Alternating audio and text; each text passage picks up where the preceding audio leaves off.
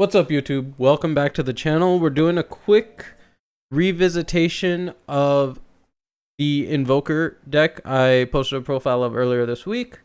I just wanted to go over the optimized 50 card list that I've come up with and that has been working for me thus far. So without further ado, I'm gonna get into it. I'm not gonna go over the cards a lot. I'll go over a few interactions that have been working well for me, but if you want like an in-depth what does every card do type deck profile, definitely check the last video I posted. It's got all the information you need. So leader, we're still on Android 17. I don't think the other leader's worth playing. Deadly Clash is really good at protecting, like being able to pitch the Deadly Clash to protect our arrival, guarantees Invoker for the turn. That's really nice. Having to play from the Z deck, I think, is the one thing that really does make the deck feel weird. So we've mitigated that by including a lot of easy to play Z deck options, and I'll show you what I mean right here. So we're still running the Awaken package. On your turn 2, you should be playing this guy, trying to Awaken. So you only need a combo 1-5k realistically to Awaken, which is great. And then you play him, this guy plays under, you're going to Awaken, untap 1, draw 1. And then at the start of their turn, they'll switch. And then when you switch, oh, sorry, I forgot to mention. So you flip over after you've played this guy. When you swing, you're going to draw a card off leader because it's a Z battle card that's swinging. So it's when you swing, when you play one, or when you activate blocker while you're on this side of the leader. So we're going to draw one off the swing, and then at the start of their turn, the Vegeta is going to play, and that's going to trigger the draw for that turn as well. So this package is worth running just because it's going to keep those cards in our hand. Make sure we have the tools to defend ourselves with. Next up, we're running 2 of the Gohan from the starter deck. So this Gohan is a blocker that can Z-stack 2. When this card's played from your Z deck, this card gains barrier until the end of your opponent's next turn. So I made a mistake playing against my buddy the other day. I played this guy into a green deck with a Unison out, and he just charismatic'd it. Could not Awaken. If you're up against green, if you're up against something where you're scared they're going to deal with this, you definitely go into the guy that can be given barrier. Activate battle, limit 1 if there are 4 or more color among cards in your Z energy, battle area, drop, and warp, and into your opponent's turn, blah, blah, blah. So that is just for the Gohan deck. We're not using that. We're using it because he's a 2-1 blocker that can give himself barrier on the play. Now, the most important card in the Z deck is the Frieza Unexpected Assault, also from the Gohan starter deck. So the reason we can play these without worrying about the fact that they're yellow and green, respectively, is that they have Universe 7 in their special trait, and we have the Warrior of Universe 7 tag on our leader, which means all of those specified costs are ignored. So this is a 1-1, super easy to play. Blocker. It has an effect that says when a Universe 7 Son Goku card in your battle area is attacked, negate the attack and negate the skill for the game. That rarely, if ever, is going to come up. We're just playing this because it's a U7 that on our Awakened side, we're just going to tap 1 on our turn, play this, draw a card. On our opponent's turn, block with it, draw another card.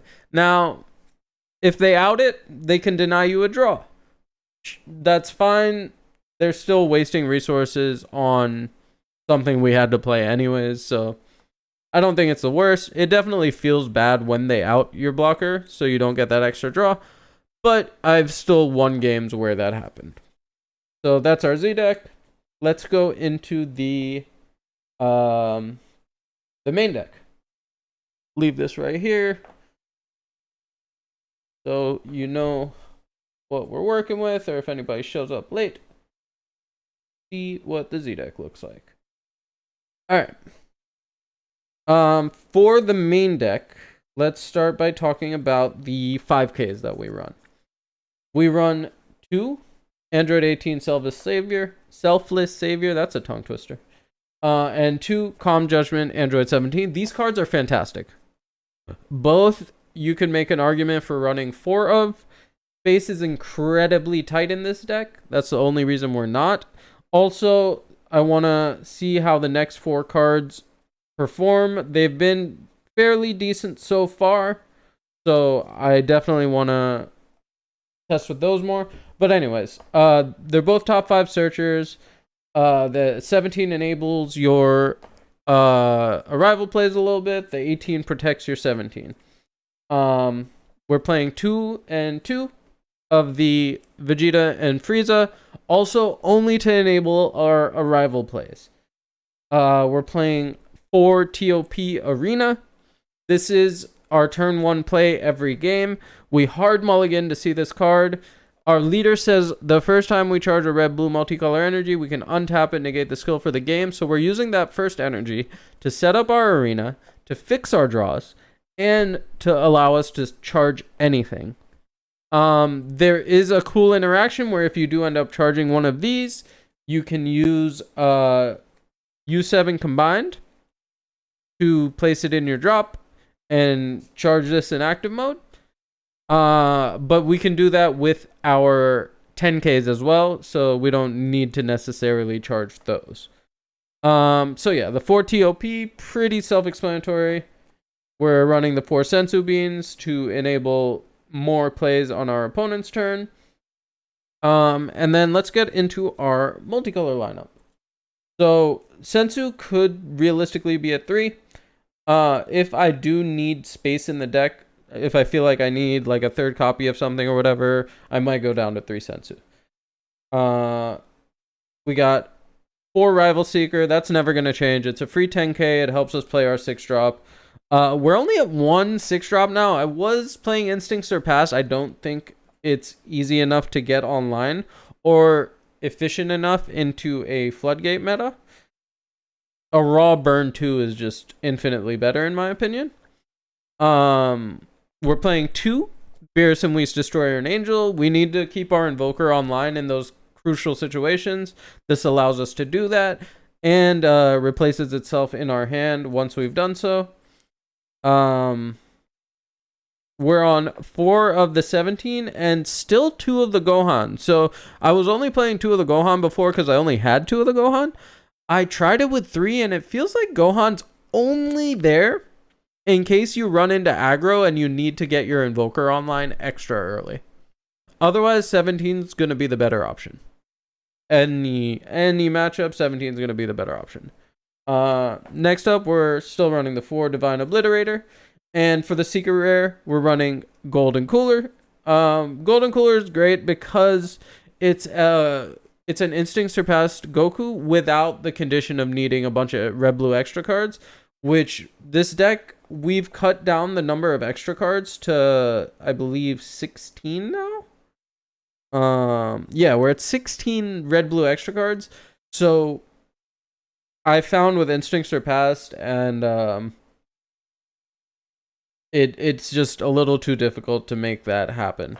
4 U7 Powers Combined.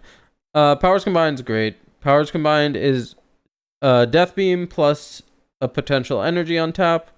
2 Royal Condemnation. So I want to be running more of this, but realistically, this is only hitting 1, a Secret Rare without Deflect, or 2, the odd boss monster that doesn't have Deflect, which most do these days. So Royal Condemnation, as powerful as it reads, isn't necessarily the end-all be-all of Invoker these days.